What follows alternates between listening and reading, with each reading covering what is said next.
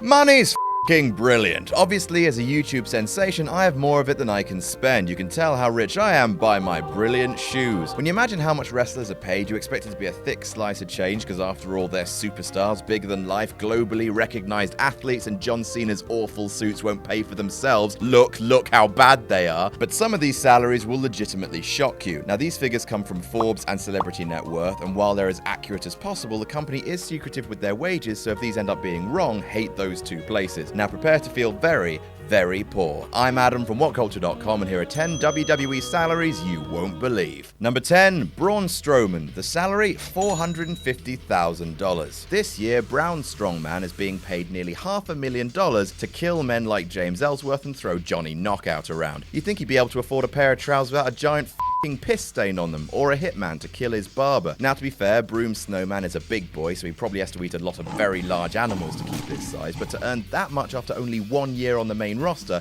that is a surprisingly high wage. Number 9, Sasha Banks. The salary, $150,000. That's all? Damn, that's low. Now, Sasha only joined the company 4 years ago and has had only 1.5 years on the main roster, but still, considering that Strowman's on over double that, it becomes more than a little bit bull.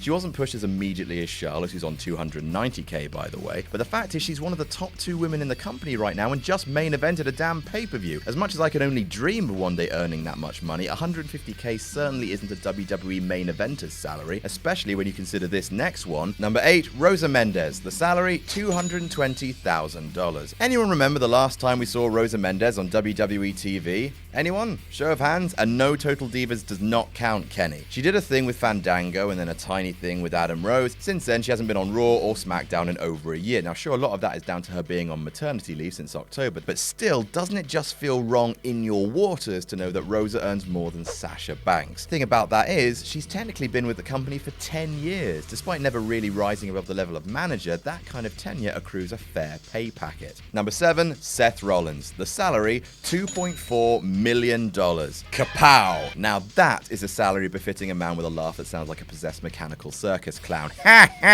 Seth is the 5th highest paid on-screen talent in the entire roster, and it's not hard to see why. Since joining the main roster, he's wrestled 13 main events for the company and won the top belt twice. He's the crown jewel of the new generation of WWE superstar, and no amount of sparkle crotches can change just how important he is to the company, and his pay packet reflects that. He's the biggest earner in the Shield, earning $300K more than Roman Reigns, and how much does he earn more than Dean?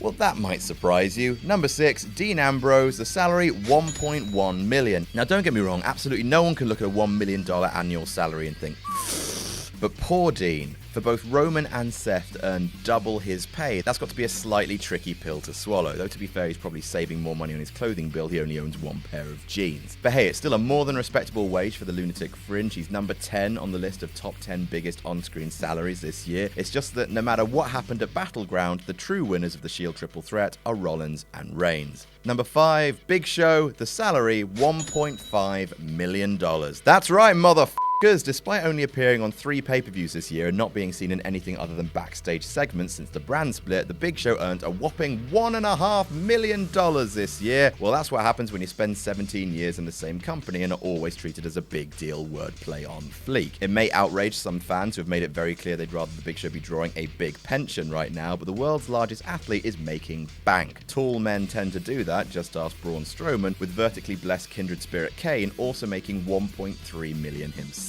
And speaking of the Brothers of Destruction, number 4, The Undertaker. The salary, $2 million. That is not bad for one match, is it? Basically, the Dead Man, the Phenom, Casper, the Bell Endley Ghost, Blue Dave, the Haunty Hella Gaunty fella, he's still one of the biggest draws in the entire industry right now. His presence adds a considerable amount of value to any card, and for that, the Death Valley native is richly rewarded. Number 3, Kevin Dunn. The salary, $4.7 million. If you're not familiar with Kevin Dunn, you don't get angry on the internet very often, and for that I can only congratulate you. The man whom Jim Cornette called a Bucky Beaver teeth Bugs Bunny looking motherfucker is the Executive Vice President Television Production, which means he oversees the practical direction of all of WWE's output, and also is the highest paid executive in the company. More than Triple H, more than goddamn Vince McMahon by about $1.5 million. He's also the most elusive member of WWE, being the only executive on WWE's leadership page without an official photo, but although he's in the top 3, Mr. Dunn isn't the highest paid man in WWE. That would be number 2, John Cena. The salary, $9.5 million. Christ, nearly $10 million a year. Now, I knew John Cena had a lot of money. His crazy, stupid house and those goddamn suits made that clear. But that is a Scrooge McDuck amount of money. Physically, what can you buy with that much dough? Oh God, it's going to end up being his own country, isn't it? He's going to buy a literal C Nation, and the flag is going to be such a horrible pastel color. And number 1, Brock Lesnar. The salary, $6 million. At least John Cena is still a full-time talent. Well, sort of. Brock Lesnar earns $6 million of the actual dollars every single year. Now, to be fair, he is one of the few proper novelty attractions left in wrestling, apart from King Ross, and he's so strong that he once elbowed Randy Orton in the head and now his eyes occasionally flash red like a malfunctioning robot. But still, $6 million is a hefty price for about 25 German suplexes. And that's our list. Did we miss any out? Tell us about it in the comments. Don't forget to like, share, and subscribe. You can follow me on Twitter here. I'm Adam from WhatCulture.com, and I'll see you soon. Hello, magazine called Wrestling. That's right, it's time for issue 3 of Wrestling, this time focusing on the 100 greatest wrestlers of all time. That's been decided by our votes, wrestlers' votes, and of course, your votes. There's a big feature on the practice of blading, and of course, a How WWE Should Have Booked written by this guy. This time, How WWE Should Have Booked the anonymous Raw general manager. Not only that, but there are 5 covers of What Culture Wrestling 3 to collect out there. Can you catch them all? I don't care. Wrestling! As ever, you can pre-order the magazine by going to shop.whatculture.com.